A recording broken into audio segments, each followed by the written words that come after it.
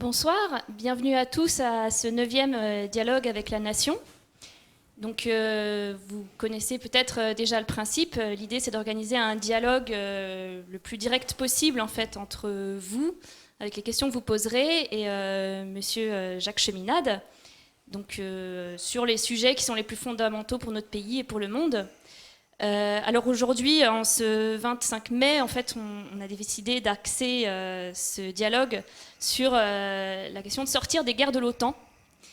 Et donc je vais rentrer directement dans le vif du sujet avec une question de Monsieur Joël Seva, qui est maire dans les Hautes-Pyrénées, maire du village de Aubarède, et qui est ancien capitaine de la Légion étrangère. Jacques Cheminade, est-ce vrai que sur 10 bombardements, les Turcs frappent 8 fois les Kurdes ? Pour quelle raison l'OTAN ne tape pas du poing sur la table devant le soutien de Erdogan à Daesh ? Comment expliquer ce laisser-faire alors que nous dépensons de l'argent pour les bombardements en Syrie et pour l'accueil des réfugiés ? Oui, la proportion avec laquelle l'armée turque frappe les Kurdes est plus élevée que celle avec laquelle elle frappe Daesh ou les terroristes de tous ordres, puisqu'Erdogan a fait de l'élimination de l'insurrection ou de la rébellion kurde la priorité de son gouvernement. Alors, pourquoi est-ce que les pays membres de l'OTAN, et en particulier les pays européens, laissent faire ? La raison principale est le pacte passé entre Angela Merkel et M. Erdogan sur les réfugiés, où l'on dit aux Turcs « chargez-vous de garder les réfugiés, nous vous donnerons de l'argent, les Turcs pourront sans visa venir en Europe et on pourra s'arranger et de cette façon nous n'aurons pas la pression des réfugiés. » Et on donnera environ 6 milliards d'euros à M. Erdogan. Donc cet accord, qui est un accord qui déshonore l'Europe, a été bel et bien conclu, mais se trouve actuellement menacé. Menacé parce que M. Erdogan veut que tout de suite les Turcs puissent arriver dès juin sans visa en Europe, ce qui semble impossible parce qu'ils n'ont pas respecté un certain nombre de conditions avec lesquelles les visas leur sont donnés. Et d'autre part, il est clair que plusieurs voix s'élèvent contre cet accord scélérat, infâme, qui a été ainsi passé par l'Europe. Donc on se trouve dans une situation dans laquelle l'instabilité règne, comme dans le tout proche et Moyen-Orient, et la seule chose qui puisse conduire à une stabilisation et à une situation où les intérêts de chacun, de tous ceux qui souffrent, seront pris en compte, c'est une intervention à la fois russe et américaine. Pour l'instant, cet accord ne se fait pas parce que le gouvernement Obama ne le veut pas. Il est clair que les rencontres entre M. Lavrov et M. Kerry n'aboutissent pas. Donc on se trouve dans une situation qui est une situation qui peut dégénérer à tout moment. Et ce ne sont pas seulement les Kurdes qui se trouvent menacés, mais c'est l'ensemble des populations du Proche et Moyen-Orient, et plus globalement, compte tenu de la politique que mène aujourd'hui l'OTAN, le monde entier.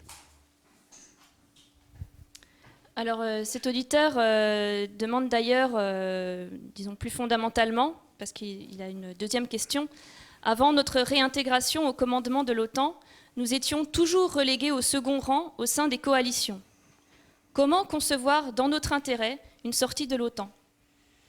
D'ailleurs, ce qu'il faut bien voir, c'est que la réunion de l'OTAN, la réunion du sommet de l'OTAN, se tient le 8 et 9 juillet à Varsovie, ce qui est tout de même extraordinaire, puisque l'OTAN avait été constituée pour combattre le pacte de Varsovie, et que maintenant c'est l'OTAN qui tient son sommet à Varsovie même. Alors, ce qui se passe, c'est qu'on est dans une situation qui est du même type que celle de la crise des missiles de Cuba de 1962, mais à l'envers.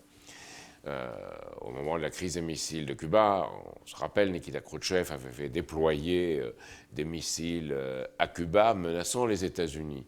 Aujourd'hui, ce sont les Aegis, qui sont les dispositifs américains déployés en Pologne, et récemment, le dispositif a été inauguré en Roumanie et relié à des croiseurs américains dans le Baltique et dans la mer Noire, qui entourent la Russie. Donc voilà la Russie entourée par ces dispositifs militaires, comme les États-Unis l'étaient depuis Cuba, et encore plus entourée que les États-Unis ne l'étaient alors depuis Cuba, parce qu'alors il s'agissait de Cuba seulement, maintenant il s'agit de l'ensemble des États qui entourent la Russie. Alors, évidemment, on avait promis à Gorbatchev que les forces de l'OTAN ne s'étendraient qu'en Allemagne de l'Est, après la réunification allemande, et pas ailleurs. Cette promesse n'a pas été écrite, mais tous ceux qui ont participé, et que j'ai moi-même connu, le reconnaissent. On avait décidé cela, et on l'avait dit à Gorbatchev. On n'a pas tenu sa parole, l'OTAN n'a pas tenu sa parole. C'est pourquoi, dans les circonstances actuelles, et compte tenu du changement du rôle de l'OTAN, nous demandons à ce que la France se retire de l'OTAN et qu'elle n'aille pas à Varsovie, qu'à Varsovie, elle fasse la politique de la chaise vide, c'est-à-dire qu'elle ne soit pas là. Alors, évidemment, la situation n'est pas du tout la même qu'elle l'était en 1962, c'est clair, et ces missiles Aegis déployés par les Américains, ces dispositifs Aegis, peuvent comporter des missiles antimissiles, les fameux ABM, mais aussi des missiles offensifs. Et plusieurs articles parus aux États-Unis, notamment un dernier qui vient de paraître, quelque chose qui s'appelle le CSBA, le Center for Strategic and Budgetary Assessments, vient de dire qu'il faut se préparer à, disons, une situation où on pourra frapper les armes de l'ennemi, c'est-à-dire la Russie, de deuxième frappe ou de contre-frappe. C'est-à-dire que si l'OTAN frappait la première, la Russie pourrait riposter, et c'est ces armes de riposte qu'il faut pouvoir frapper. Et tout le dispositif de l'OTAN se prépare en vue de cela. Alors nous disons non. L'OTAN ne doit pas prendre la place de l'Union européenne, elle ne doit pas s'imposer à elle, elle ne doit pas prendre la place de l'ONU. Il faut se retirer de l'OTAN et manifester clairement notre sentiment contre cette politique agressive. Et cela doit être fait tout de suite à l'occasion du sommet de Varsovie. Alors Jacques Cheminade, justement, on voulait revenir à cette question de la sortie de l'OTAN, plus spécifiquement, par une question de Jean-Michel, qui est de Paris et qui dit la chose suivante. Il est établi que nous pouvons à tout moment sortir de l'Union européenne par l'article 50. Or, il n'existe pas d'équivalent de cet article dans les accords de Paris de 1955 et dans la charte de l'OTAN. Est-ce alors possible de quitter l'OTAN comme vous le proposez ? Alors, et juste par rapport à cela, excusez-moi, juste par rapport à cela, il y a une question de Mireille de Tours aussi, c'est que vous préconisez de sortir totalement de l'OTAN. Or, De Gaulle, lui, était sorti du commandement intégré de l'OTAN, mais la France, sous De Gaulle, faisait toujours partie de l'Alliance. Est-ce que dans ce contexte-là, vous allez plus loin que De Gaulle ? Alors, premièrement, la France, après différents rapprochements, en particulier de Jacques Chirac en 1995, la France, en 2009, a réintégré le commandement intégré de l'OTAN, en 2009. Nicolas Sarkozy. Et puis, aujourd'hui, le 7 mai, il a été voté un texte nous réintégrant non seulement dans le commandement intégré de l'OTAN et le renouvelant, mais adoptant le protocole dit de 1952, qui accordait aux forces de l'OTAN un statut international en France, c'est-à-dire un statut où elles obéissent aux lois de l'OTAN, propres à l'OTAN, supranationales, et pas aux lois françaises, et où les troupes de l'OTAN peuvent venir en France avec l'uniforme et leur commandant. Donc c'est une réintégration qui revient entièrement sur ce que De Gaulle avait décidé. Alors, il est vrai que sous le général De Gaulle et l'Assemblée nationale de l'époque, la France restait au sein de l'OTAN. Nous pensons qu'aujourd'hui, elle doit se retirer non seulement du commandement intégré, mais de l'OTAN, car l'OTAN a perdu sa raison d'être. Elle a perdu sa raison d'être parce que sa raison d'être était de combattre le pacte de Varsovie. Le pacte de Varsovie n'existe plus, il n'y a plus de réelle menace, et ce qu'on veut nous faire prendre pour une menace, pour justifier une nouvelle situation de guerre froide, n'est que le prétexte à une offensive des milieux financiers qui contrôlent le monde et dont l'OTAN est devenu le bras armé, d'exercer leur pouvoir, disons, dans toute l'Europe orientale et jusqu'en Asie. Donc cela menace la paix du monde. Et il faut bien le dire et le dire clairement. Et pour cela, évidemment, il faut le manifester, non seulement le dire. Le retrait de l'OTAN doit être cette manifestation. Je crois que beaucoup voient ce retrait de l'OTAN comme pouvant ou ne pouvant pas obéir à des textes existants. Tant pour le retrait de l'Union européenne que pour le retrait de l'OTAN, il serait paradoxal que ce soit des textes au sein de ces traités qu'on invoque pour les quitter, y compris l'article 50. Il y a des intérêts supérieurs de l'État, des intérêts supérieurs du peuple français et des intérêts supérieurs de l'humanité qui, aujourd'hui, nous poussent tous à dire non. Passons à autre chose. Et cette autre chose doit être un monde dans lequel ce qui préside aux relations internationales doit être un ordre gagnant-gagnant, de développement mutuel, de développement harmonieux. Comme la Chine le propose, eh bien, saisissons la balle au bon avec la Chine et avec d'autres pays et jouons et revenons à la même politique étrangère que celle qui était de la France, celle de la France dans les années 1960, celle du discours de Phnom Penh et du retrait de la France du dispositif intégré de l'OTAN. Nous devons revenir à cette politique-là, qui est la vraie politique, je dirais, du droit des peuples à disposer d'eux-mêmes et aussi de notre intérêt national bien compris. Et il ne faut pas hésiter, car dans une situation dans laquelle nous sommes déjà entrés dans un ordre de guerre froide, qui peut devenir une guerre nucléaire, une guerre déclarée, car rien ne garantit qu'on s'arrête là, eh bien, nous devons refuser ce dispositif, refuser cette situation et recouvrer notre capacité de dire ce que nous avons à dire dans les affaires du monde. Nous y avons renoncé en acceptant de nous soumettre à une politique de tutelle financière à l'intérieur de la France, face au système, au monde de la City et de Wall Street, face à l'Union européenne avec le traité de Maastricht, et maintenant face à l'OTAN. Donc il s'agit de rejeter les menottes qu'on nous a mis aux mains et les fers aux pieds, et de redevenir une nation qui agit à la fois à l'intérieur, dans l'intérêt de la justice sociale et du progrès des Français, et à l'extérieur, dans l'intérêt de la justice sociale et du progrès de l'humanité. Alors à ce propos, donc je signale qu'il existe une pétition que vous pouvez signer, qui est en ligne, donc sur le site, c'est sortirdelotan.fr, qui appelle tout simplement au boycott du sommet de Varsovie, donc le prochain sommet de l'OTAN par la France, et la sortie de la France de l'OTAN. Je voudrais rajouter quelque chose. Il faut bien voir les choses en proportion.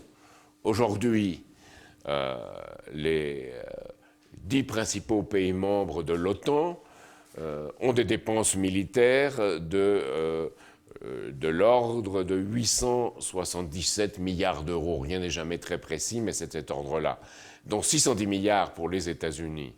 Or, les dépenses de la Russie sont de 85 milliards et celles de la Chine de 216 milliards. Donc c'est quand même beaucoup moins. Et le poids des dépenses militaires parmi les pays de l'OTAN n'est que le reflet, Platon aurait dit sur le mur de la caverne, de leur politique qui vise à prendre le contrôle des affaires du monde. On vise à remplacer l'OTAN et tout ce qui l'entoure, ce système anglo-américain, pour simplifier les choses, que cela remplace l'ONU. Eh bien, la France doit reprendre, même si le général de Gaulle appelait cela un machin, reprendre la cause de l'ONU, qui est moins un machin que l'OTAN aujourd'hui. Donc tension internationale, tension en France, avec le blocage des raffineries, les grèves, l'arrêt de certaines centrales par la CGT. Donc on a une question de Chantal B de Lille La voici. Le bras de fer engagé entre la CGT et le gouvernement est-elle le début d'une explosion sociale incontrôlable? Que faire? Quelles solutions à court terme et à long terme? Alors, il faut bien voir qu'on est dans une situation, disons, qu'un esprit rationnel jugerait plutôt étrange. D'un côté, nous avons un gouvernement socialiste qui joue la carte de la dictature financière mondiale. Il ne faut pas appeler ça l'ultralibéralisme ou le libéralisme, ou je sais quel autre terme poli, c'est la dictature financière mondiale.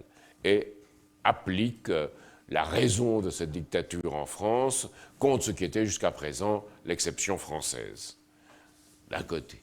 De l'autre, on voit l'opposition d'un syndicat qui s'est fixé sur la loi El Khomri, dans laquelle d'un côté, la CGT FO s'oppose, avec, on voit, le dirigeant de la CGT, M. Martinez, jeter des pneus sur des piles de pneus enflammés, la CGT bloquer les dépôts et les raffineries, et utiliser toutes les capacités qu'elle a encore dans les transports pour bloquer le pays.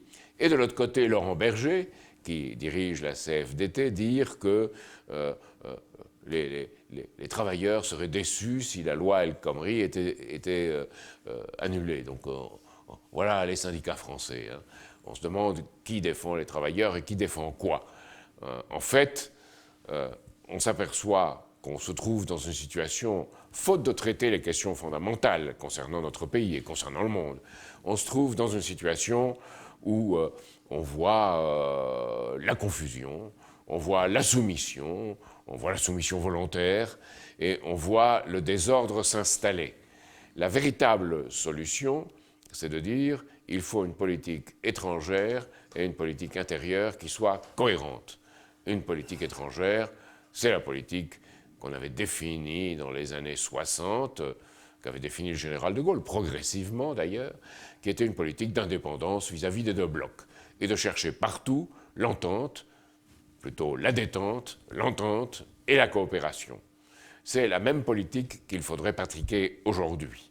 Et cette politique réunirait autour d'un combat contre le capital financier tous les intérêts qui en France sont victimes de ce capital financier, c'est-à-dire les ouvriers, c'est-à-dire les agriculteurs, c'est-à-dire toutes les professions libérales qui se trouvent progressivement étranglées, c'est-à-dire les patrons, les petits patrons ou les patrons moyens, ceux qui n'ont pas de retraite chapeau et qui n'ont pas de parachute doré, les patrons de PME, de TPE ou même d'établissements de taille intermédiaire, et tout ce qui constitue ceux qui travaillent dans les services, qui sont employés dans les services. Cela constitue la masse de ceux qui sont victimes de ce capital financier mondialisé, de cette mondialisation financière. La mondialisation, elle, est un fait, la mondialisation financière est une tyrannie. Et cette mondialisation financière, il faut s'unir pour la repousser. Cela définit une vraie politique d'union nationale.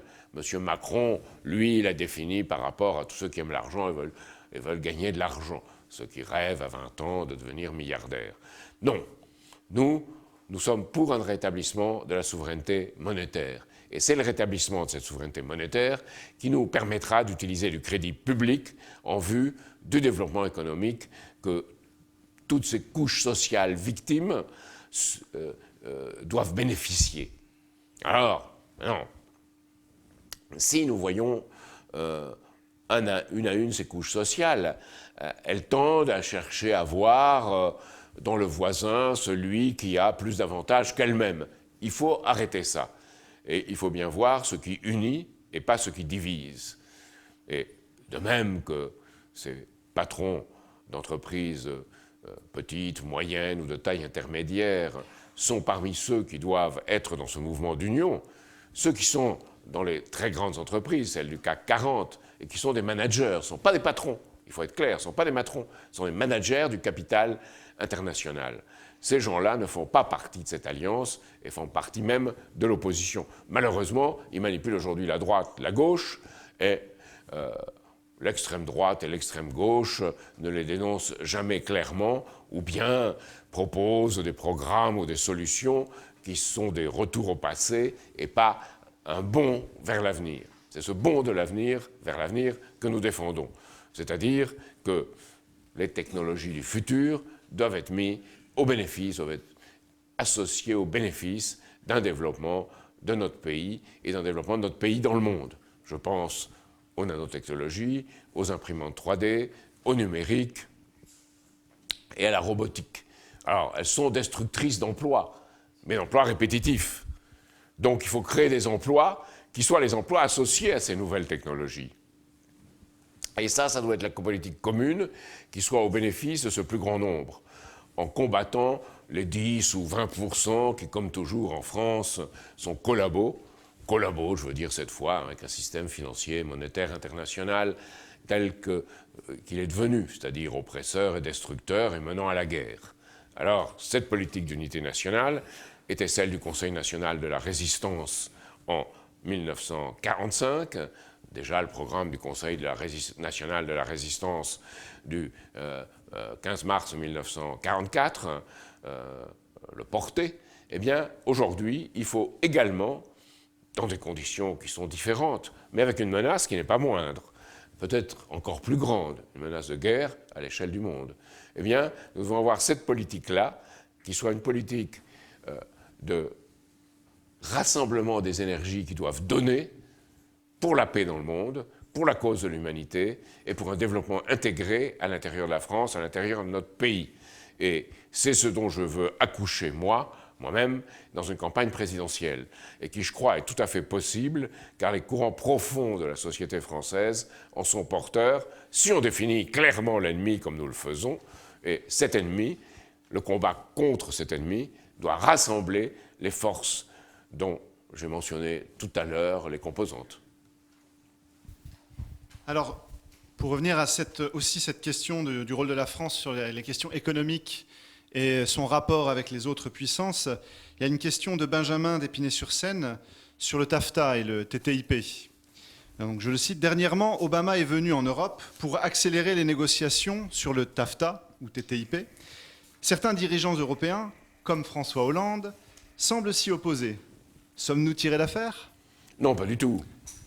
Parce qu'on n'a peut-être pas TAFTA, qui s'appelle en réalité le TTIP, c'est-à-dire traité de partenariat sur le commerce et l'investissement. C'est comme ça qu'on a déguisé TAFCA, traité de libre-échange transatlantique, on a changé de nom. Mais c'est la même chose. Alors, en France, personne aujourd'hui ne peut prendre ouvertement parti sur TAFTA. C'est un tel traité d'oppression de notre pays que personne ne peut prendre parti pour lui. Donc, Hollande a fait savoir que dans les conditions actuelles, et ses ministres ont fait savoir, le traité ne serait pas signé. Mais dans les conditions actuelles, on ne sait pas quelles autres conditions viendront. Ils ne le disent pas. Et il y a beaucoup plus grave. On parle de TAFTA, mais on ne parle pas de CETA. CETA, c'est le traité qui a été signé avec le Canada et qui va être bientôt confirmé. Ce traité autorise, comme TAFTA, les entreprises privées, les multinationales, à demander des dommages à des États dont les mesures leur ont porté tort. C'est absolument incroyable devant un tribunal d'arbitrage international qui n'est pas un tribunal qui relève d'État. C'est un tribunal, je dirais, de complaisance. Alors, cela existe dans CETA. Mais, ce qu'on oublie, c'est que les entreprises américaines ont des filiales au Canada et que ces filiales recouvrent environ 81% ou des sociétés qui correspondent plutôt à 81% du commerce avec l'Europe. Donc voilà déjà qu'avec CETA, sous prétexte qu'elle se trouve au Canada et que le traité CETA ouvre la possibilité de cet arbitrage, voilà que 81% des sociétés américaines qui font du commerce avec l'Europe peuvent avoir recours à ces tribunaux d'arbitrage d'ores et déjà, avec CETA, sans TAFTA, sans le TTIP, qui aggraverait encore les choses, bien entendu. Voilà aussi que le CETA donne droit aux multinationales,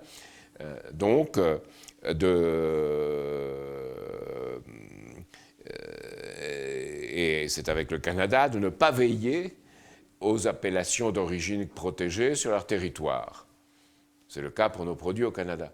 Alors on a obtenu quelques exceptions, une quarantaine, mais les Canadiens nous ont dit, certes, vous avez le droit d'avoir des camemberts de Normandie ou d'autres produits avec une appellation d'origine protégée, mais nous n'imposerons pas cette protection, puisque la loi canadienne ne l'impose pas.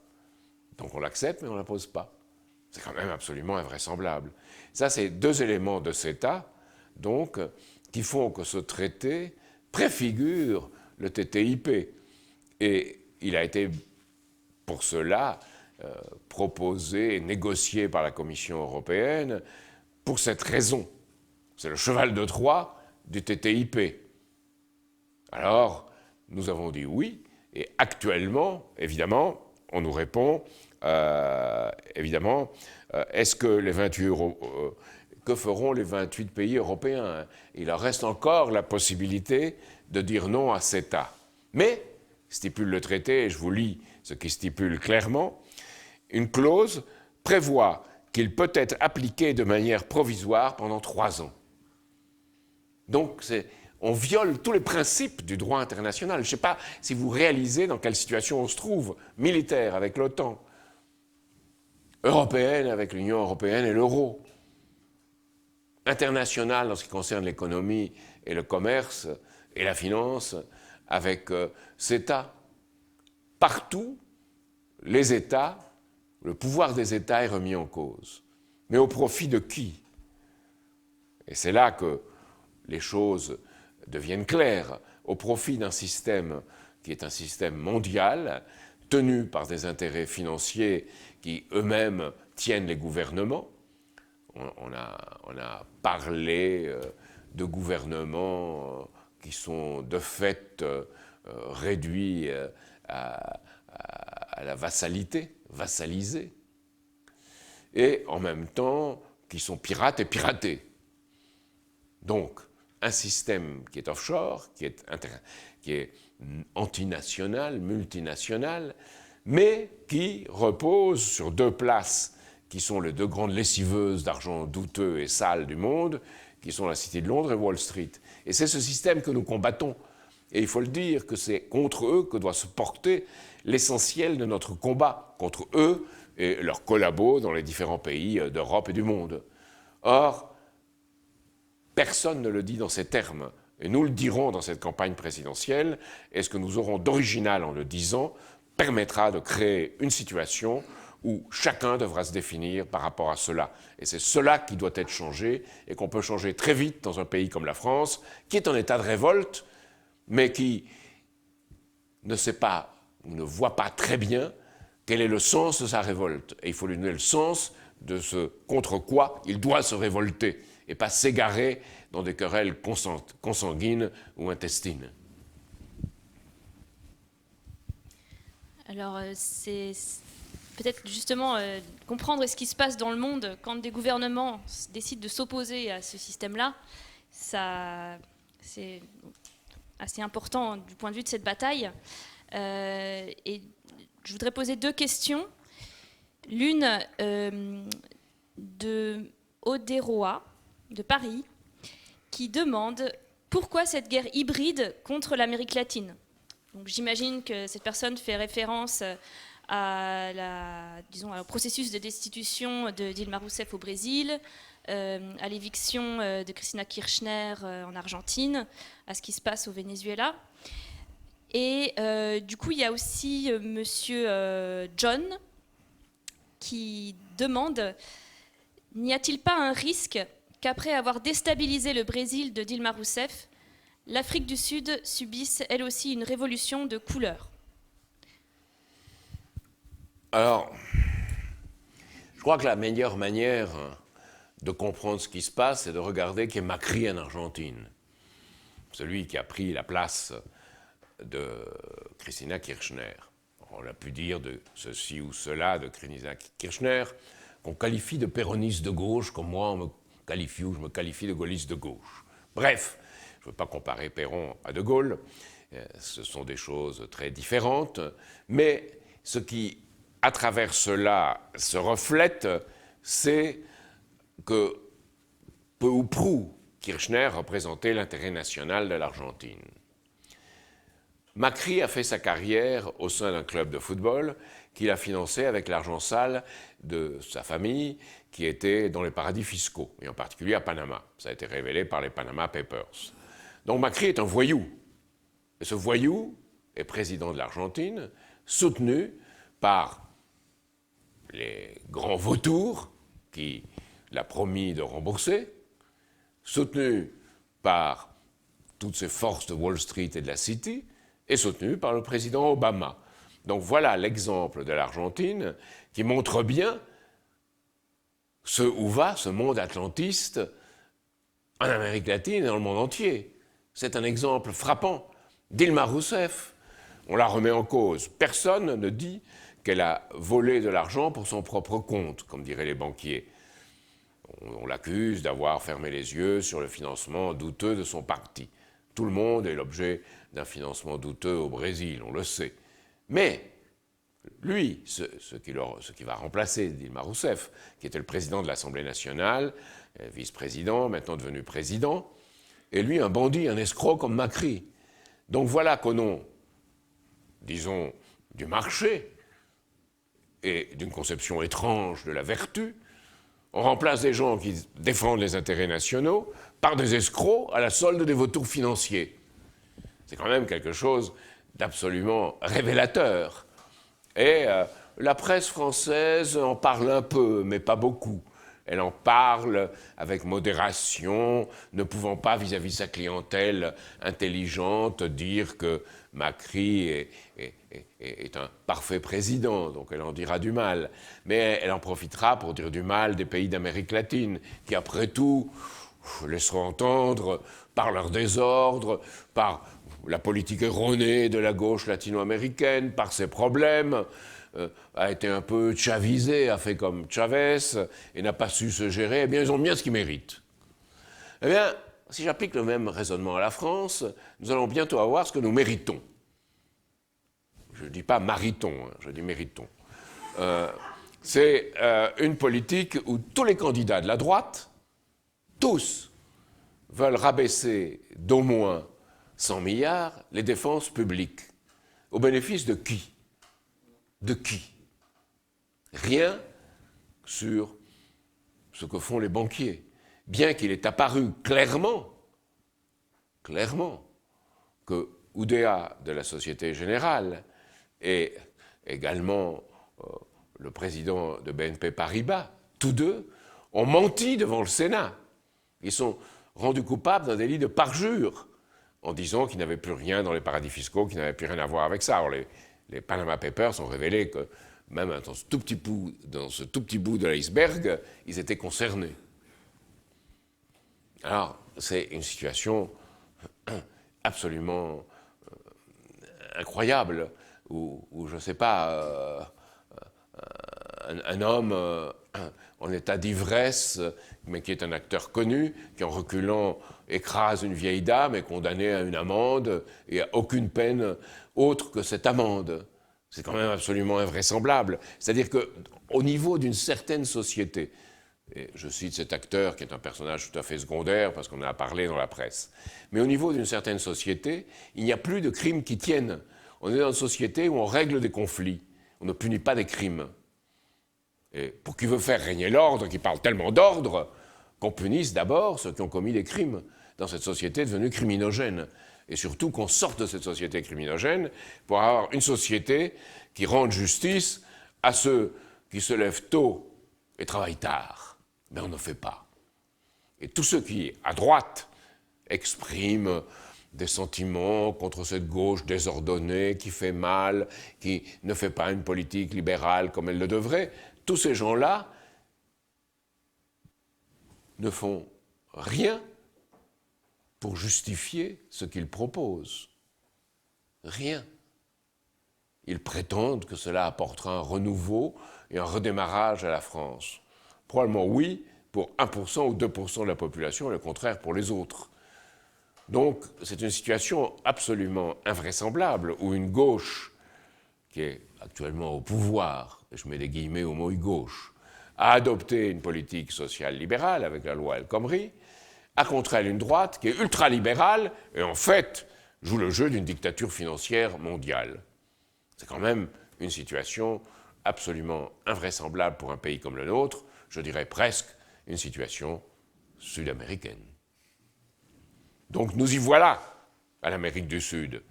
Et parce que c'est mondial, ce n'est pas propre à l'Amérique du Sud.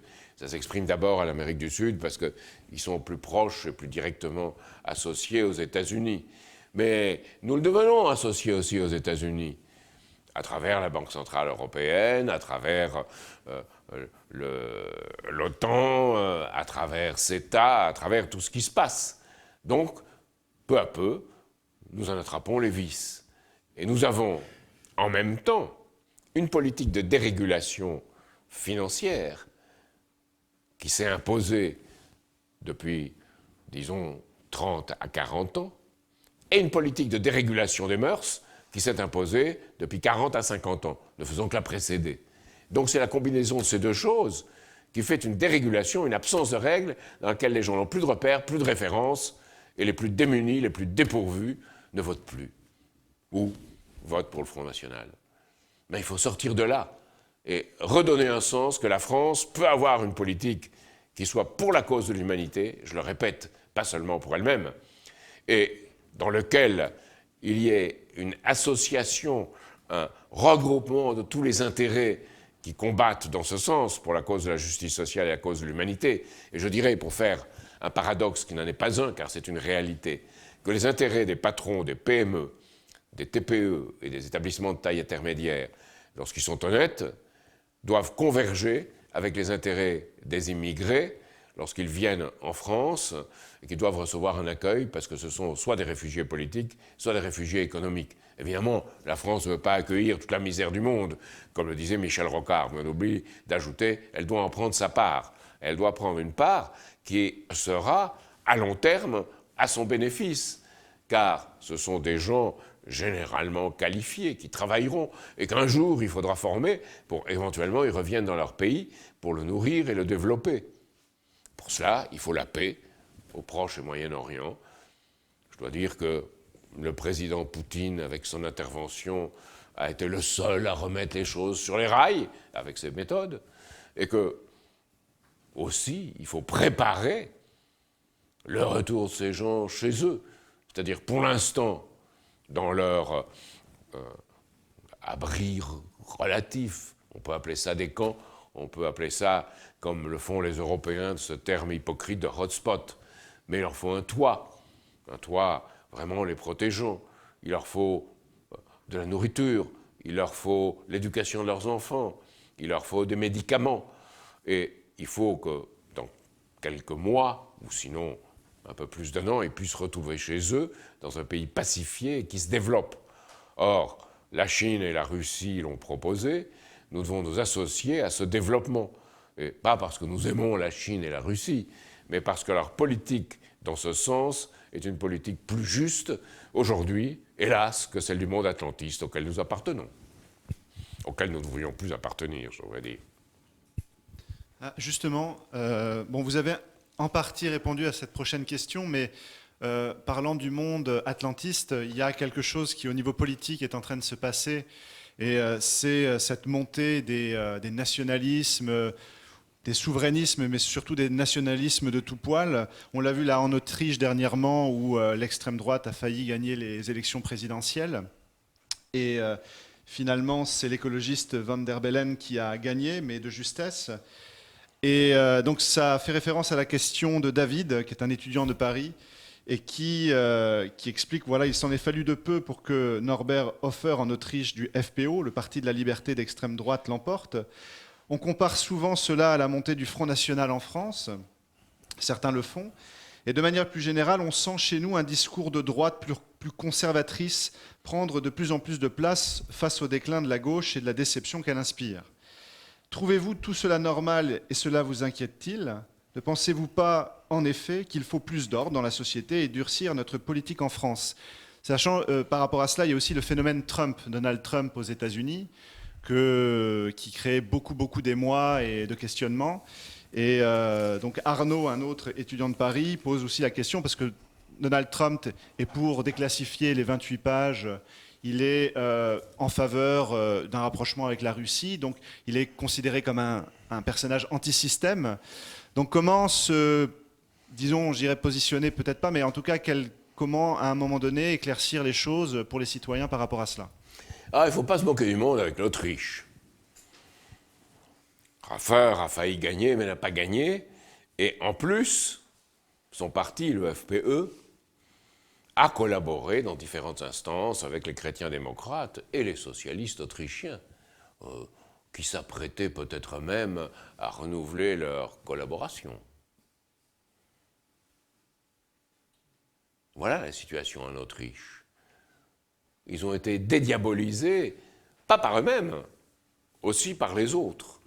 Et vous voyez, Marine Le Pen en France, si elle a la situation dans laquelle elle se trouve, c'est grâce peut-être à son talent de saisir un certain air du temps, mais c'est aussi à cause des autres qui lui ont ouvert un boulevard, y compris dans les médias. Donc réfléchissons aux causes, car, comme le disait un jour Bossuet sous Louis XIV, Dieu se rit de ceux qui déplorent les effets dont ils chérissent les causes. Et les causes, c'est celles qui accouchent de réalité et de faits.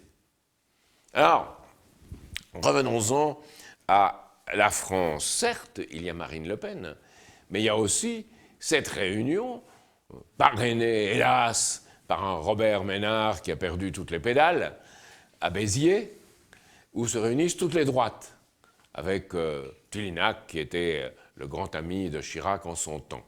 Et tous ces gens se réunissent à Béziers en disant peut-être nous nous aimons pas entre nous, nous nous aimons pas entre nous, mais il faut retourner à un esprit d'une droite des villages, d'une droite qui comprend cette France qu'on doit entretenir et dans laquelle on doit revenir avec cette idée que quelque part c'était mieux avant. C'est quelque chose de tout à fait faux. Ce n'était pas mieux avant. Ce doit être mieux demain. Et l'esprit de ceux qui pensent c'était mieux avant, c'est un titre de valeur actuelle. L'esprit de ceux qui pensent cela a bien été résumé par Pascal Bruckner en disant il faudrait créer une Reac Pride. Une Reac Pride. Donc voilà l'état d'esprit qui circule, dans lequel, profitant de l'impuissance et de la médiocrité et du travail en réseau de complaisance des socialistes, renaît un état d'esprit qui a, par certains côtés, les parfums des années 30. Alors, il ne faut pas ramener tout au passé, bien entendu, mais il faut bien voir pourquoi prospère cette idée qu'on doit retrouver dans des valeurs fixes quelque chose qui doit nous permettre d'assurer une sécurité. Ah, le mot sécurité. Florence Aubenas le montre très bien dans En France, et Jean Lassalle dans son parcours de député marchand. Il y a une France qui souffre, et qui souffre profondément, et qui ne peut plus croire dans des hommes et des femmes politiques qu'ils voient depuis longtemps répandre à la télévision leurs éléments de langage. Ils ne croient même pas à Marine Le Pen, d'ailleurs, je peux vous le dire, parce que j'en ai rencontré beaucoup qui votent pour elle et qui n'y croient pas. Ils la croient incapable de présider un État. Mais ils sont de ce côté pour se venger des autres. Et peut-être les plus enflammés pour essayer quelque chose de nouveau dans ce mauvais lieu où se trouvent tous les autres. Alors, c'est de ce monde clos, de ce monde fini dont il faut sortir et comprendre que la sécurité que réclament les Français, c'est une sécurité d'aller et de venir qui est légitime, mais c'est aussi et surtout une sécurité nationale, c'est-à-dire que la France est une politique à l'échelle de ses responsabilités dans le monde, Une sécurité sociale, où on est sûr d'avoir un emploi et de bénéficier de soins médicaux justes, et pas aujourd'hui la réduction systématique et des emplois et des soins médicaux, et où même, au détour d'une phrase, quelqu'un comme Emmanuel Macron a parlé d'une baisse des salaires les moins élevés en dessous du niveau du SMIC qui permettrait, soi-disant, de créer de l'emploi. Alors je veux qu'on m'explique comment, en baissant des salaires en dessous du SMIC et en facilitant le licenciement, on peut créer des emplois. En tout cas, des emplois dignes de ce nom. Alors, l'exigence est une exigence de sécurité nationale, de sécurité sociale, de sécurité de l'emploi, de sécurité publique et de sécurité de l'éducation. Et c'est à cela qu'on doit répondre. Et on ne peut y répondre que si on lève le verrou financier. Et c'est là que tous ceux qui parlent de sécurité se moquent du monde, parce qu'à aucun moment, ils ne tiennent le discours de libération nationale et aussi européenne du verrou financier. La France doit donner l'exemple de ce combat. Alors nous sommes réunis à quelques souverainistes pour dire que ce combat doit être mené par-delà les clivages politiciens qui n'ont pour objet que de masquer la réalité de la soumission volontaire de la France à un ordre injuste. Et que les petites querelles et les faux débats doivent être dépassés et que nous devons prendre une grande querelle digne de nous, qui est cette querelle contre le capital financier, contre le monde de l'argent, dont parlait De Gaulle, ou ce capital financier dont parlait Rosa Luxembourg ou Hilferding. Donc nous devons mener ce combat, qui était aussi, en un sens, le combat de Roosevelt aux États-Unis. Nous devons mener à nouveau ce combat. Et aujourd'hui, quand on voit les programmes de la droite et de la gauche, nous voyons des programmes de complaisance vis-à-vis de ses intérêts, pas des programmes de libération nationale. On se dirait à Vichy, en discutant en 1942 de l'opportunité de choisir Pierre Laval ou tel autre dirigeant pour mener un pays dont on a accepté l'occupation. Car aujourd'hui, on a accepté aussi l'occupation. C'est une occupation de type différent, c'est une occupation financière qui engendre l'austérité sociale. Mais si vous ne combattez pas ça, tout ce qu'on peut dire sur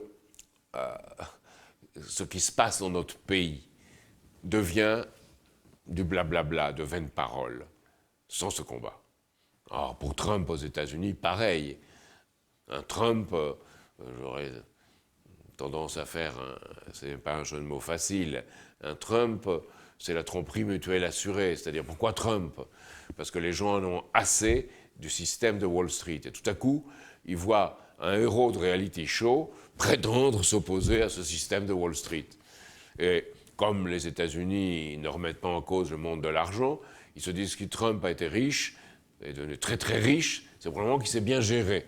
Donc les gens se rallient à Trump, qui exhibe toutes sortes de discours, il tient plusieurs discours à la fois démagogiques, pour tenter d'arriver au pouvoir, en exploitant très très bien les vulnérabilités de l'idéologie américaine.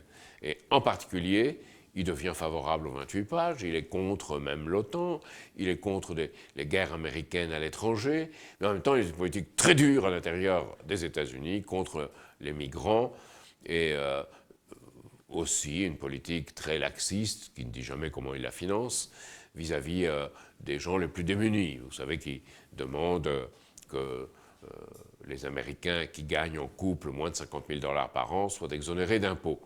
Donc Trump agite toutes sortes de choses. Mais le fondamental, c'est que c'est un homme qui a fait plusieurs faillites, qui a gagné de l'argent avec des méthodes associées à la mafia, et qui a eu pour principal mentor, au début de sa carrière, Roy Cohn, qui était l'avocat de McCarthy, et qui est l'avocat véreux de toutes les mauvaises causes new-yorkaises, et qui était un fasciste à la mode américaine. C'est lui le premier qui a attaqué virulemment, en calomniant tant qu'il pouvait la personne, c'est lui le premier qui a attaqué violemment Lyndon LaRouche. Donc, Trump vole des mots, vole des idées, et prétend les représenter, alors qu'il n'en croit pas un mot et qu'il ne sait pas ce qu'est une idée. Je crois que ça répond à la question qu'a envoyée Elisabeth B. de Vélizy, qui demandait plusieurs voix se sont fait entendre récemment sur la capacité de la France à assurer la sécurité, terrorisme, délinquance, souvent des jeunes, violence de l'extrême droite et de l'extrême gauche. Comment envisagez-vous ces trois problèmes? Je ne sais pas après si vous voulez rajouter quelque chose. Sinon, par rapport à cette France qui souffre, il y a la France aussi d'outre-mer, dont on parle assez peu. Et Victoria F. de Paris nous a envoyé une question à propos de Mayotte. Mayotte traverse une grave crise depuis 2 mois, entraînant mouvements de grève et violence. L'annonce d'un plan d'urgence de 50 millions d'euros fin avril par Manuel Valls ne semble pas avoir apaisé les tensions. Certains fustigent la départementalisation, d'autres l'immigration, et de manière générale, l'indifférence des politiques pour l'outre-mer. Qu'en est-il et quelles seraient les mesures à prendre selon vous? Merci. Alors oui, sur les questions de sécurité, j'ajouterais qu'on parle d'Europe, et qu'on a bien vu que les systèmes de coordination de sécurité nationale entre la France, la Belgique, l'Allemagne et les autres pays européens ne fonctionnaient pas. Donc faisons fonctionner les choses avant de parler de grands dessins, de projets ou de mots. Il est vrai que parfois les services français de police, de gendarmerie et de renseignement s'entendent moins bien entre eux qu'ils s'entendent avec leurs collègues européens. Mais ça, c'est une autre affaire que M. Squarcini, le collaborateur de Nicolas Sarkozy, qui s'y connaît dans ces choses, a souligné à plusieurs reprises avec un grand cynisme. Je pense que si l'on croit vraiment qu'il faut un état d'urgence, qu'on doit combattre le terrorisme et qu'il faut en France un état d'urgence, qu'il est étrange qu'on laisse en même temps se dérouler la Coupe d'Europe, qu'on laisse des manifestations publiques se dérouler et qu'on participe à un état d'urgence qui n'en est pas un. Parce qu'un état d'urgence, c'est un état où les rassemblements publics au-delà d'un certain nombre, et les textes le disent, sont interdits ou sont de très près contrôlés. Lorsqu'on ne peut pas les contrôler, on les interdit. Et là, ce qui s'est passé au Stade de France au moment du match Paris-Saint-Germain contre l'Olympique de Marseille montre qu'on en est complètement hors des choses. Parce que, d'une part, le contrôle était vraiment lamentable, plein de fumigènes introduits à l'intérieur du stade et une incapacité à contrôler les choses, et qu'en même temps, tous les gens qui tenaient soit des buvettes, soit des restaurants, soit des cafés à l'extérieur du stade, se trouvaient complètement isolés et ne pouvaient pas bénéficier de l'afflux de gens qui viennent au moment du stade. Donc, et protester. Donc s'ils protestent, c'est qu'ils ne croient pas à l'état d'urgence. Et si d'un autre côté, on adapte les choses en laissant ceci se dérouler, pas cela, et qu'on parle d'état d'urgence, c'est que l'état d'urgence obéit à autre chose. Et qu'on a des arrière-pensées sur l'état d'urgence quand on le proclame. Je crois que lorsque je vois certains de nos dirigeants parler de politique, je pense que l'état d'urgence devrait être proclamé à leur égard. Alors, sur la question de Victoria F., Mayotte. Alors Mayotte, c'est un département où ce n'en est pas un. Et si c'est un département, on doit lui appliquer toutes les lois, tous les textes qui sont propres à un département. Or, on est encore une fois, comme dans l'état d'urgence, quelque chose qui est mais qui n'est pas, qu'on applique mais qu'on a... Comment un pouvoir peut-il se faire respecter s'il ne respecte pas ce qu'il dit et ses propres affirmations? Mayotte, c'est terrible. C'est à l'intérieur de tout l'archipel des Comores. L'archipel des Comores est entièrement pollué par tous les trafics. A-t-on fait quelque chose pour développer cet archipel des Comores? S'est-on associé à d'autres pays, à l'Inde par exemple, pour avoir un ordre dans cet archipel des Comores? Non. Alors Mayotte, qui est incorporée à cet archipel des Comores, qui en fait partie géographiquement, est à, je crois, 80 km de l'île Anjouan la plus proche. Les gens peuvent venir et ils viennent pour faire naître un enfant qui aura, droit du sol, la qualité de français. Alors faut-il remettre en cause le droit du sol, comme disent certains? Non, bien entendu, c'est un droit républicain. Alors que faut-il faire? Il faut faire une politique qui est de même type à Mayotte que celle qu'on poursuit ou qu'on devrait poursuivre vis-à-vis de la Syrie. C'est-à-dire créer les conditions économiques, sociales et d'ordre dans l'ensemble de la région pour qu'il y ait un développement harmonieux et qui fasse que les gens ne se précipitent pas tous tant qu'ils peuvent sur Mayotte pour y trouver un statut meilleur que chez eux. Alors, évidemment, j'en ai discuté longuement avec quelqu'un associé à la présidence du Conseil général de Mayotte, et il me disait la situation est impossible. En soi, elle est impossible. Il y a des dizaines de milliers de gens qui vivent soit dans des bidonvilles, soit dehors, des enfants qui errent sans parents, la drogue qui circule, et des forces de l'ordre complètement débordées, et un système de concussion qui s'est mis en place. Donc, que peut-on faire vis-à-vis d'une situation de cette nature? Il faut que la présence de l'État s'y manifeste vraiment, réellement, et pas adaptée à la situation. Et qu'il y ait un ordre public et des conditions de vie décentes assurées aux gens. Alors, on dira oui, mais il n'y a pas de possibilité de produire à Mayotte suffisamment de choses pour entretenir une population aussi importante. Alors, il faut que cette production soit étendue à tout l'archipel et qu'il y ait une circulation entre gens qui sont à Mayotte et la Réunion, Madagascar et aussi l'ensemble de l'archipel, bien sûr, dans une sorte d'association pour le développement. Et cette association pour le développement est la seule solution. Comme une association pour le développement dans les Caraïbes est la seule solution, bien que la situation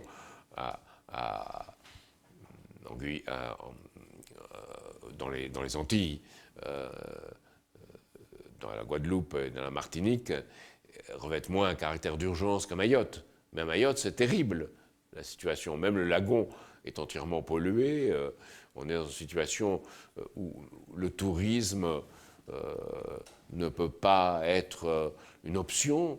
Donc, il faut retrouver un rôle pour Mayotte qui ne peut pas être limité à Mayotte en soi et qui ne peut pas être limité aux relations entre la France et Mayotte. C'est là qu'il faut ouvrir le jeu avec le monde où se trouve Mayotte, dans un développement mutuel.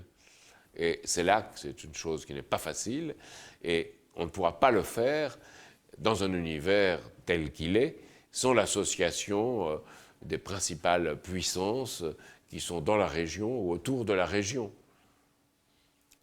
Et Mayotte est un exemple de choses que l'on a faites dans le passé sans anticiper de ce qui pourrait arriver à l'avenir. Et c'est une leçon pour nous tous d'anticiper de ce qui pourrait arriver à l'avenir en France et dans le monde. Car si on ne l'anticipe pas, avec une réunion comme celle de l'OTAN à Varsovie, le 8 et 9 juillet, cet avenir sera un avenir de provocation, d'exacerbation de la guerre froide, qui fatalement ira vers une situation d'affrontement militaire, y compris nucléaire. Donc il faut le dire, il faut l'affirmer, et déjà des observateurs en Suisse, aux États-Unis, même en Angleterre, le disent, que nous sommes dans cette situation-là. En France, ça va mieux, tout est pour le mieux, Madame de la Marquise. Seulement, il n'y a plus de marquise. Alors justement, parce que là vous parliez de la France qui souffre et de cette France et de l'urgence de devoir intervenir pour régler ces problèmes sociaux. Et je voulais poser une question, mais qui est précédée d'une question de Philippe, en fait, de Cambrai, mais qui est précédée par un témoignage qui révèle quand même, c'est un exemple parmi je pense, beaucoup d'autres, mais qui révèle la situation de certaines personnes en France et qui fait suite à une question par rapport à l'emploi, en fait, parce qu'une des préoccupations évidemment majeures, c'est cette question de l'emploi et du manque d'emploi aujourd'hui en France et de la courbe du chômage qui ne remonte pas. Donc voilà la question de Philippe, son témoignage et la question. Je suis un citoyen ordinaire de ceux qui estiment que la gauche s'est trahie depuis 4 ans, de ceux qui sont désormais sur le bord du chemin. J'aurai 50 ans dans quelques semaines. J'ai un équivalent Bac+5, mais je n'arrive plus à me positionner dans le monde du travail. Victime d'un AVC il y a quelques années, je me suis soigné, rééduqué, reconstruit. Il ne me manque qu'un emploi pour m'accomplir. Je m'abstreins chaque jour à faire des recherches, à répondre à des offres dans un rayon de 50 km de mon domicile, la plupart du temps sans réponse. Autre point d'importance, je n'ai plus aucun revenu depuis février dernier puisque j'ai épuisé mes droits au chômage. Je ne peux pas les percevoir, je ne peux pas percevoir l'ASS car j'étais travailleur libéral et je ne peux donc pas justifier de 5 ans de salariat dans les 10 dernières années. Je ne perçois pas le RSA. Sans mon épouse qui est assistante maternelle au taux de 3 € de l'heure et qui perçoit un salaire d'environ 500 € par mois, je serais tout bonnement à la rue. Alors je me permets de vous interpeller sur ce point précis. Comment comptez-vous favoriser le retour à l'emploi des quinquagénaires et plus ? Et comment comptez-vous empêcher ceux de nos concitoyens qui perdent tout revenu de tomber durablement dans la précarité ? Dans l'attente de vous lire, je vous prie de recevoir mes cordiales salutations, Philippe. Alors, dans mon projet présidentiel, dans les premiers 100 jours, j'ai dit que la première mesure que je prendrais, c'est d'organiser une conférence sur l'emploi. Ce ne serait pas une conférence sur l'emploi où syndicalistes, managers et patrons se rencontrent pour bavarder.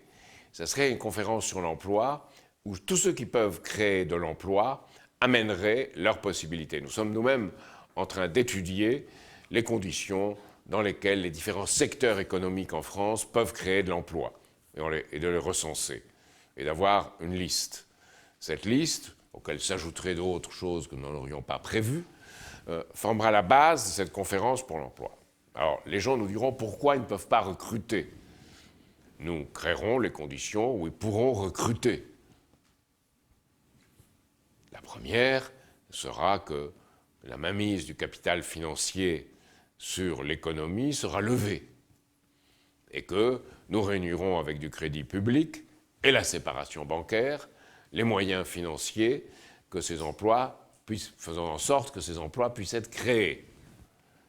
Et ces emplois, évidemment, il faudra prendre des mesures dans certains secteurs pour favoriser leur création, outre l'engagement général.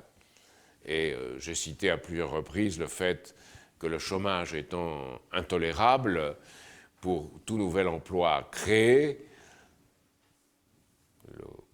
l'employeur qui a employé un chômeur pourra déduire de ses charges tout ce que coûtait à un chômeur à l'État.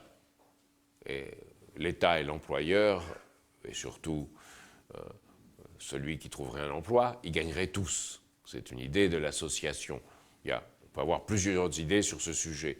Ce n'est pas la principale. Ça, ce n'est que la béquille. L'essentiel, c'est d'ouvrir le jeu pour que ces emplois puissent être créés. Alors, évidemment, cela suppose en même temps un recensement des compétences. Et cette personne qui nous écrit, Philippe, doit pouvoir présenter lui aussi ses compétences. Alors, vous me direz, il y a un pôle emploi pour ça. C'est vrai, il y a un pôle emploi pour ça, et qui peut verser aux employeurs une partie du salaire d'un quinquagénaire employé aujourd'hui. La mesure existe d'un quinquagénaire employé pendant une période de chômage. Donc c'est possible, mais ce n'est pas appliqué. Pourquoi ? Parce que qui va employer aujourd'hui un quinquagénaire ? Dans la condition actuelle, dans le climat actuel, on n'en veut pas. Donc c'est le type même d'une mesure qui est posée à froid et qui ne correspond à aucune réalité d'ensemble. Nous allons créer cette réalité d'ensemble. Ensuite, il y a l'idée de réintégration de ces compétences dans le système productif. Il y a des cas où la nécessité absolue s'en est manifestée.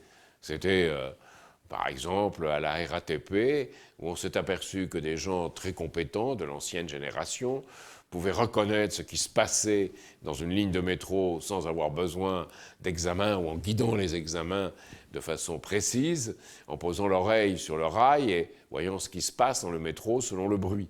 Les jeunes ne savaient pas ça, cela n'avait pas été communiqué, ce n'était pas dans les livres, et c'était précieux.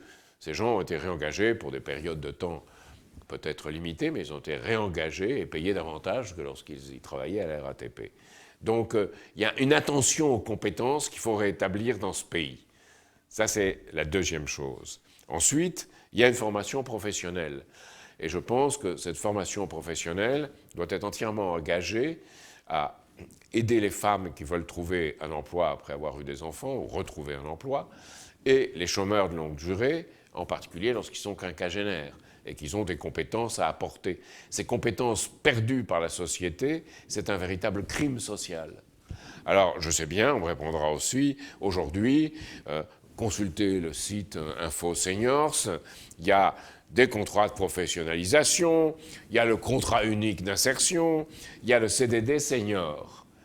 Souvent, il n'y a aucune information qui est faite de cela, et en plus, cela n'aide pas à recruter, et on retombe dans ce dont j'ai parlé pour l'aide dégressive à l'employeur pour créer un emploi, que la situation générale ne se prête pas à l'utilisation de ces différentes mesures qui existent.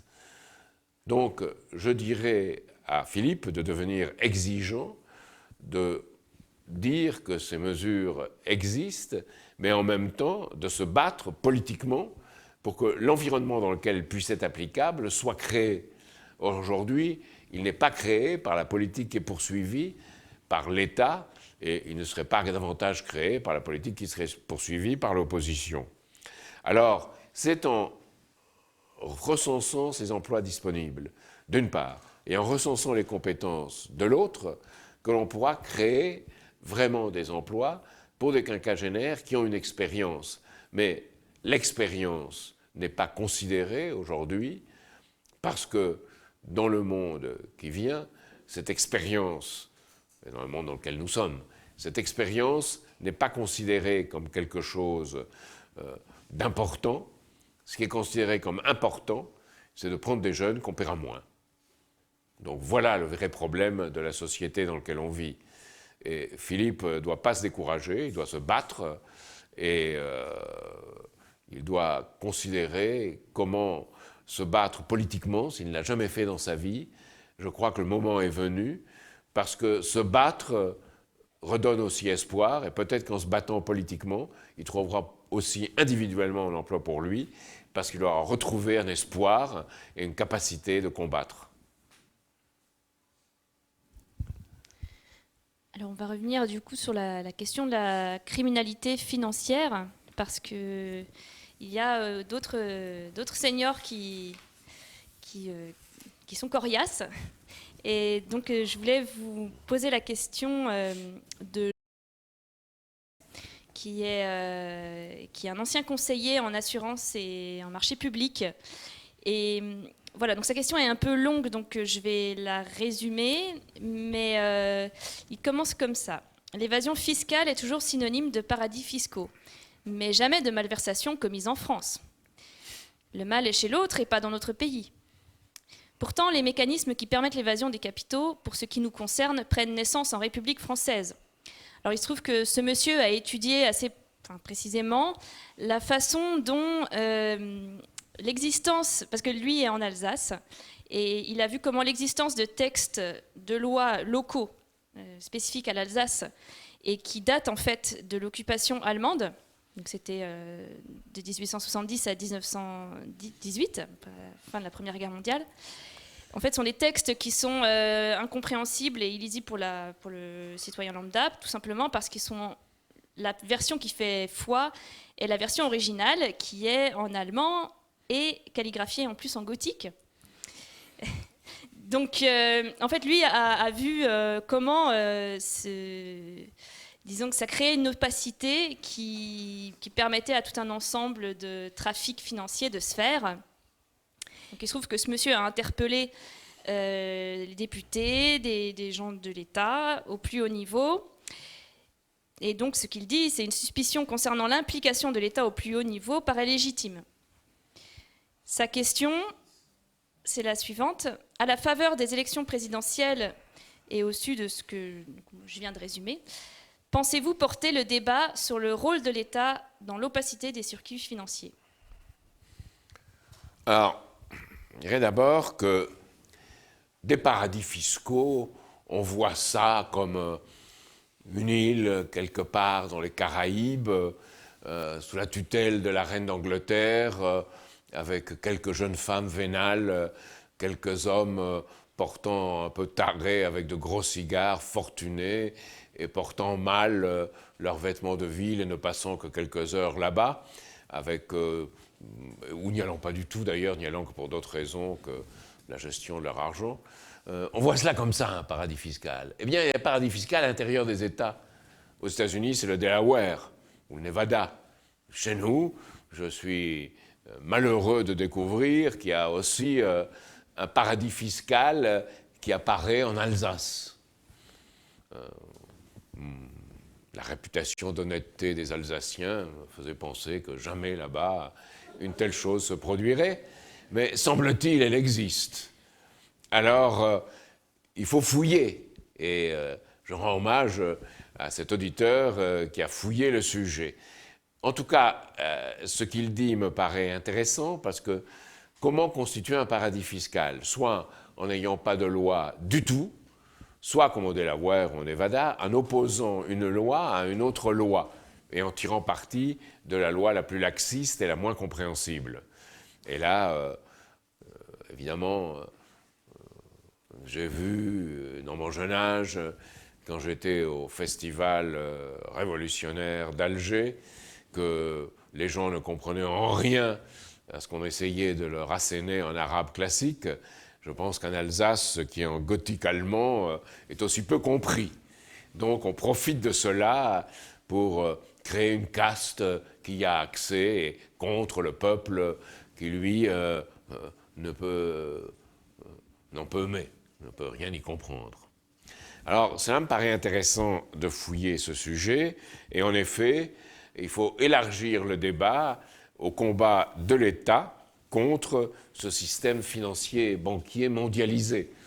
Donc il apparaît qu'une tentacule se trouve en Alsace, et qu'elle est gothique.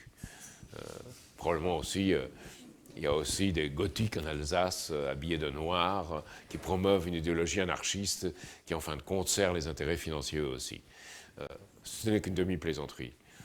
Donc, voilà, ce combat doit être poursuivi. Et les banques centrales ont été les complices de tout ce monde de la finance. Mario Draghi en est l'exemple parfait, quelqu'un de Goldman Sachs devenu banquier pour l'Europe, c'est quand même assez étonnant. Il est vrai qu'en France, Laurent Fabius, ministre des Affaires étrangères d'un gouvernement socialiste, est devenu président du Conseil constitutionnel, le plus haut représentant de la loi chez nous. Donc on reste un peu perplexe devant ces choses qui se passent dans le monde et de ce qu'on y appelle justice. Bref, en ce qui concerne cette affaire, je pense qu'il faut poursuivre l'enquête et qu'un gouvernement devrait protéger les gens qui font cette enquête et pas les traiter éventuellement de farfelus, comme on m'a moi-même éventuellement traité de farfelus, parce que je voulais aller au fond des choses.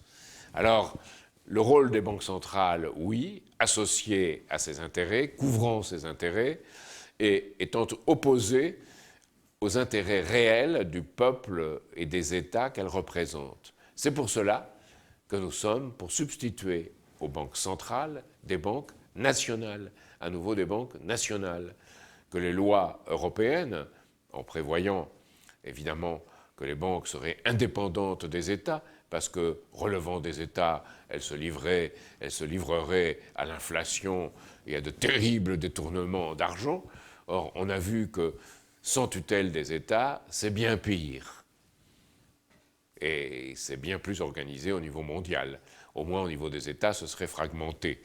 Donc les États représentent les États-nations, les États associés à la citoyenneté réelle d'un peuple, des États où le peuple est associé à la gestion des banques nationales.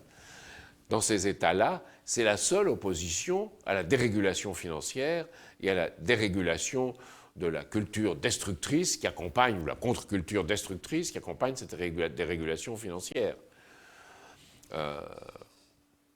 Quand j'ai vu, de rares fois, rassurez-vous, Grand Theft Auto 4 ou d'autres jeux vidéo de ce type, je me suis toujours demandé où est le banquier.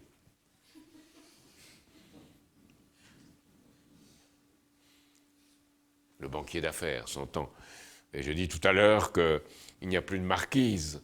Il n'y a plus de marquise parce que le monde politique et le monde bancaire n'est plus composé que de petits marquis au sommet. Alors, pour la prochaine question, c'est une question très spécifique une fois de plus, mais qui permet d'aborder certains sujets qui sont peu connus, et notamment, c'est une question qui vient d'Almeria, de Rennes, qui vous demande, Jacques Cheminade, si vous-même vous êtes intéressé ou avez été intéressé par les idées autogestionnaires de Proudhon, qui est l'anarcho-syndicaliste, ces idées, comme elles furent mises en œuvre par la CNT durant la révolution espagnole de 1936 à 1939. Elle dit justement que de nos jours, cette expérience n'est pas très connue et aucun média n'en parle aujourd'hui comme hier. Maintenant, elle pose cette question dans le contexte du général de Gaulle, où elle explique que le général de Gaulle, avec Marcel Louachot, qui avait, semble-t-il, écrit la réforme pancapitaliste, donc de Gaulle et Louachot avaient tenté de faire en sorte que les entreprises françaises soient, au bout de quelques années, la propriété de ceux qui y travaillent. Mais il semble que Pompidou reprochait au général de Gaulle ces, entre guillemets, idées absurdes. En fait, pour Pompidou, les idées autogestionnaires et surtout participatives de Gaulle, c'est le terme de De Gaulle, ne l'intéressaient pas du tout. Donc ils ont massacré notamment le projet des montres LIP, avec notamment que Pierre Messmer a saboté en 1973. Donc il faut justement écouter le discours de Gaulle sur la participation des ouvriers à la gestion des entreprises, afin qu'ils soient associés à la bonne marche de celle-ci et qu'elle ne soit plus aux seules mains de l'oligarchie. Donc que pensez-vous de cela, et merci pour votre attention. Alors, commençons par l'anarchie. On s'est aperçu, là, maintenant, que Rennes est le laboratoire social d'une anarchie fliquée.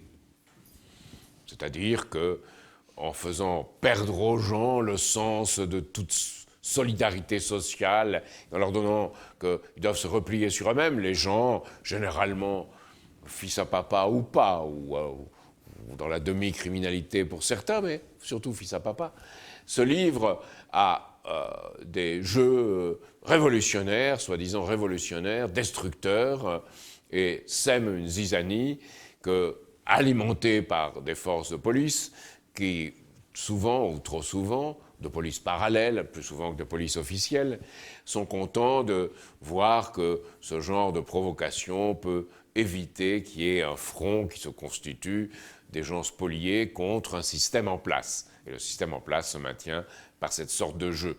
On l'a vu à la fin du XIXe siècle, on le voit aujourd'hui.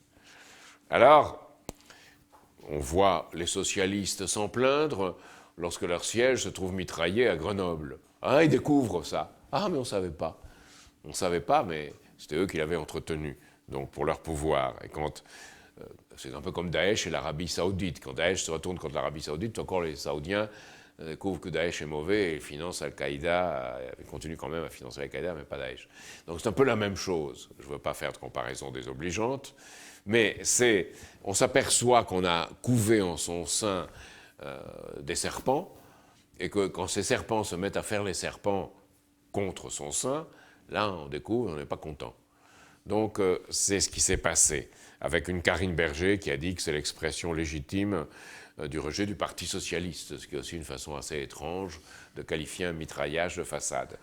Mais Karine Berger elle-même qui a saboté la loi de séparation bancaire en son temps. Donc je dis ça parce que c'est toute une série de discours qui sont devenus de plus en plus destructeurs, qui ont été portés en France et qui ont égaré les gens et créé une confusion des sentiments. J'ai été interrogé par la radio anarchiste de Rennes, où ils pensaient se payer un dirigiste, je ne sais trop quoi, et je leur ai parlé de Max Stirner, de Makhno, de mes lectures de jeunesse, et des anarchistes d'Asturie, qui marchaient au front avec beaucoup de courage. Et des anarchistes, le courant anarchiste, qui a été partisan d'une politique d'éducation. Peut-être pas viable sur le plan politique, mais qui était pour une politique d'éducation. Or, les anarchistes actuels ont perdu tout sens de cette culture et sont donc utilisés et manipulés pour une politique d'action directe. Alors, on dirait, pas tous sont comme ça, il y a toujours des exceptions, mais on l'a bien vu dans la façon dont la police s'est comportée avec Nuit debout. Elle n'a pas manifesté en amont une volonté réelle d'isoler les casseurs et de les isoler des gens qui participaient à Nuit debout. Donc ça permet de comprendre aussi pourquoi quelques centaines d'individus peuvent librement se livrer à leurs activités sans être réprimés comme par ailleurs on annonce qu'ils le sont. Bref, sur cette question, je dirais que l'anarchie a été un courant de réaction face à un ordre injuste, mais qu'elle va dans un cul-de-sac parce qu'elle n'apporte pas, sauf dans le domaine de ceux qui travaillaient sur l'éducation, elle n'apporte pas une idée d'organisation qui permette de s'opposer à l'organisation criminelle. Ce ne sont pas des individus isolés, ou même des groupes d'individus isolés, ou même des groupes d'individus s'organisant locaux qui peuvent s'organiser à quelque chose qui opère à l'échelle du monde et à l'échelle des nations. Donc, nous avons fait le choix d'être un parti politique, mais un parti politique de mouvement, une sorte de mouvement politique, incorporant justement cette question culturelle et cette question des idées. Et je pense de ce point de vue très important, beaucoup mieux, beaucoup plus important qu'on ne l'a mesuré, qu'à Nuit debout se soient manifestés des artistes, des musiciens, pour jouer de la musique classique, et que finalement, à Nuit debout, on voit une expression comme la Symphonie du Nouveau Monde ou des suites de Bach, beaucoup plus intéressante que la musique qu'on trouve aux réunions de les Républicains ou des socialistes. Je trouvais ça très intéressant.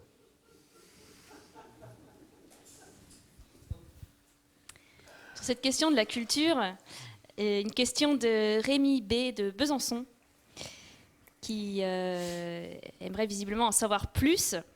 Bonjour, ne craignez-vous pas que les références de solidarité et progrès exclusives à la musique, au détriment des autres beaux-arts, ne vous fassent passer pour un iconoclaste?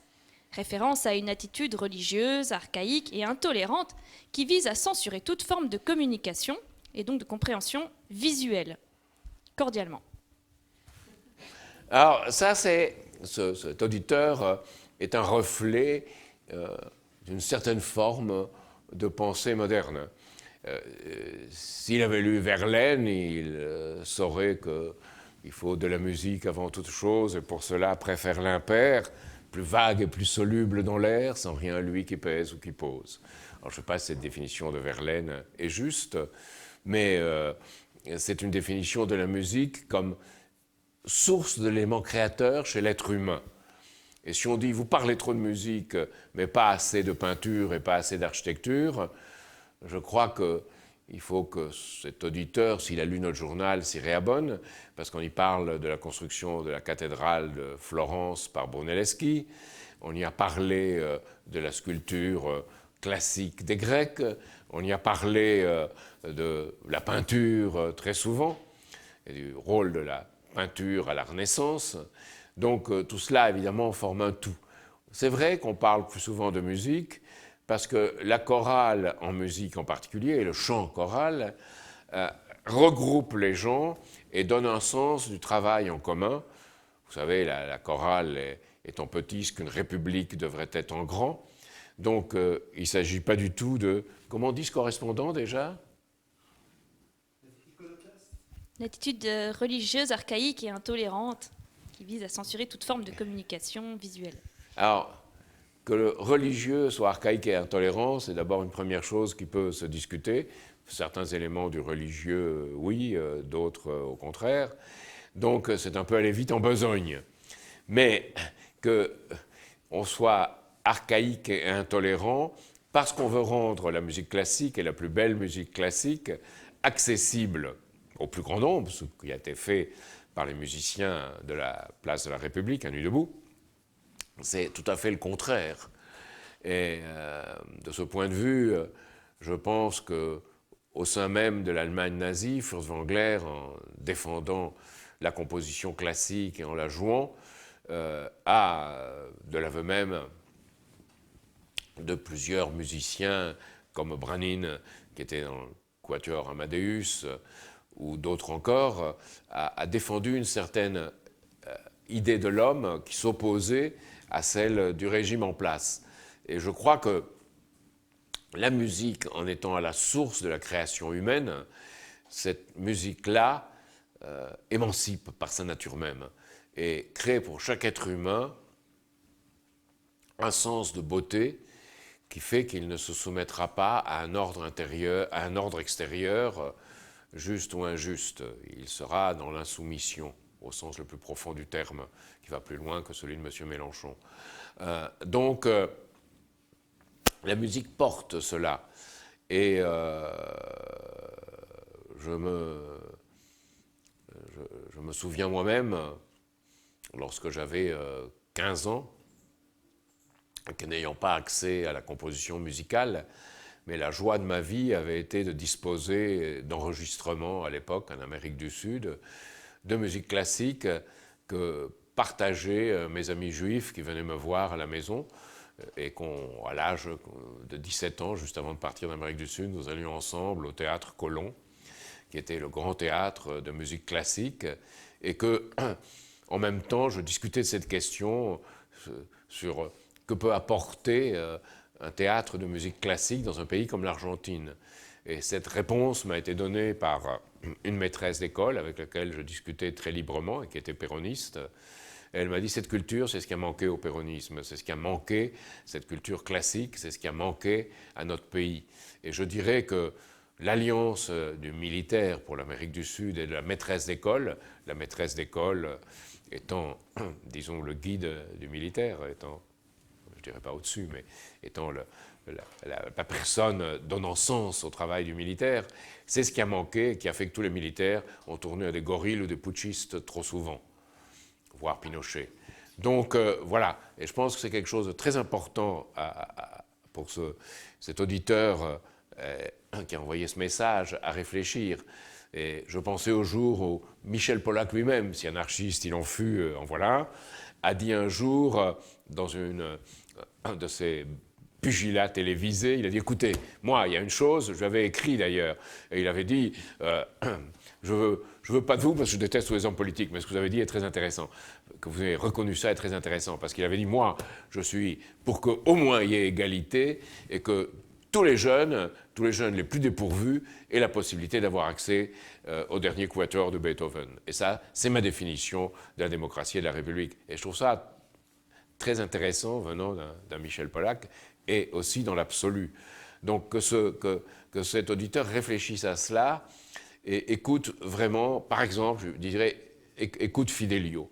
Écoute Fidelio et écoute le pouvoir libérateur que peut avoir pour l'esprit humain Fidelio. Bien, nous arrivons bientôt à la fin. Pour conclure, je voulais poser une question qui, de toute façon, aura une réponse rapide et qui appellera à l'action, mais je trouvais assez intéressant de l'amener, notamment à la fin de ce dialogue avec la nation. C'est une question d'un ami britannique, Robert, de Toulouse, qui écrit la question en anglais, mais que nous avons traduite, et qui dit la chose suivante. Alors, il est anglais, mais sa femme et ses 4 enfants sont français. Et il dit, voilà, je n'avais jamais entendu parler de vous, Jacques Cheminade, jusqu'à ce qu'un ami, Vincent, militant à Toulouse, me parle de vous. Je vis en France depuis 12 ans et politiquement, rien n'a changé. Les têtes sont différentes, mais les mêmes vieux discours. Je trouve que vous avez plein de bonnes idées à offrir au peuple français, en dépit du fait que je ne puisse pas voter pour vous. Ma question est, comment allez-vous faire pour que les gens viennent à vous connaître, à connaître ce que vous avez à offrir comme politique. Car personne parmi ceux à qui j'en parle ne semble connaître votre existence. Cela fait longtemps que vous êtes en course et vous n'avez pas spécialement mené de percée. Certainement, je l'espère, vous avez un plan quelconque pour vous faire connaître du grand public, parce que tout ce que vous avez pu faire depuis semble avoir eu peu d'effet. Pourtant, vous êtes certainement la meilleure personne pour le job, avec les meilleures politiques, mais si personne ne sait ce que vous êtes, c'est un problème. Là, c'est une perte de temps, et ce serait une honte pour tout le monde. Sincerely, Robert. Donc, si vous voulez Quel est son répondre... nom Comment ? Quel est son nom? Robert. Moi, je dirais good to hear from you, Robert, et ne dételez pas. Parlez toujours, pas nécessairement de moi, mais de nos idées. Et parlez-en autour de vous. N'arrêtez jamais. Parce que c'est de ce point de vue-là, et c'est de cette façon-là qu'on sera connu. Et actuellement, il y a un changement en France. J'ai rencontré des hommes politiques qui ont joué un rôle important dans la vie politique française et qui, pour l'instant, je leur ai dit de ne pas parler de moi, mais de révéler cela au fur et à mesure des événements qui se produiront au cours de cette année. Ce sont des gens qui ont une certaine sympathie de la population, qui ont eu un rôle, même électoral, important. Il y a des militaires que je vais bientôt rencontrer qui aussi, étant républicains, voient avec une grande peur arriver le monde dans lequel on arrive et qui veulent maintenir un ordre qui soit réellement de justice et de progrès et qui ne soit pas comme ceux qu'on a vus à certains moments de l'histoire arriver, donc qui sont prêts à dire leurs mots. Et je pense que cet auditeur, celui qui m'interroge, doit continuer à se battre, et que moi, pour ma part, je continuerai probablement, même après qu'on ait éventuellement gagné, je continuerai toujours, parce que continuer, c'est la définition d'un être humain, mais continuer en se modifiant à chaque fois, en s'améliorant. Et je pense que sur un plan, nous avons gagné, nous avons posé la question de la séparation bancaire, on en a beaucoup parlé, et Vincent pourra lui parler de ses propres efforts et de tout ce qu'on a fait. Et si les gens à qui il parle n'ont pas entendu parler de moi, il faut leur parler de notre journal, les faire accéder à ce que nous écrivons, et n'être pas dans une approche de pub ou de com, parce que si on est dans une approche de pub et de com, on a honte de ne pas avoir eu une Rolex à 50 ans, mais dans une approche, ou de ne pas avoir occupé un siège au Parlement à 70 ans, comme moi, mais que les idées comptent plus que tout le reste, et de communiquer en termes d'idées, c'est ce qui rend une vie intéressante, juste, et qui permet en même temps d'apporter quelque chose au monde qui viendra. Donc je suis heureux d'accueillir un Britannique qui doit enseigner aux Français ce qu'a voulu dire Shakespeare, ce qu'a voulu dire Keats, en disant une chose de beauté est une joie pour toujours, qui doit apporter cet élément britannique à la France, dans une région de la France où, pour d'autres raisons, les Britanniques se sont souvent manifestés, mais ont fait de très belles choses, comme la Bastide de Montpazier, que je viens de visiter, donc, pour la 3e ou 4e fois de ma vie. Donc, pensez à ce pays, la France, qui est fait de différentes influences, et manifestez la vôtre pour ce qu'elle a de meilleur, et vous verrez que tout de suite, vous exciterez la curiosité. Et exciter la curiosité sur nos idées, c'est ça qui est essentiel, une curiosité engagée. Merci beaucoup. Donc là, nous arrivons à la fin de ce dialogue avec la nation, mais nous allons continuer. Le prochain dialogue étant prévu pour le 22 juin, toujours à 19h, le mercredi 22 juin. Donc je remercie déjà tous les internautes, tous nos auditeurs sur Internet et les gens présents dans la salle de nous avoir suivis, d'avoir suivi Jacques Cheminade. J'ai quand même une petite info importante, parce que évidemment la com n'est pas importante, mais il est important de noter que le /DALN donc, est désormais entré dans les top tweets. Donc on remercie les internautes et on encourage énormément nos sympathisants à continuer à faire le buzz sur Internet. Et nous vous invitons... avoir une traduction en français? Alors, écoutez, c'est-à-dire que le slash DALN, le hashtag C'est DALN, hashtag, c'est là que je voulais en venir. oui, moi je suis pas... Le hashtag DALN est devenu une Hashtag. référence sur Twitter. Voilà. Donc c'est intéressant et c'est très important. Donc continuons et on vous donne rendez-vous. Hashtag, ça a l'air d'un dieu nordique, mais c'est une bonne nouvelle quand même. On vous donne rendez-vous le 22 juin. Et merci Jacques Cheminade, merci à vous tous. Merci.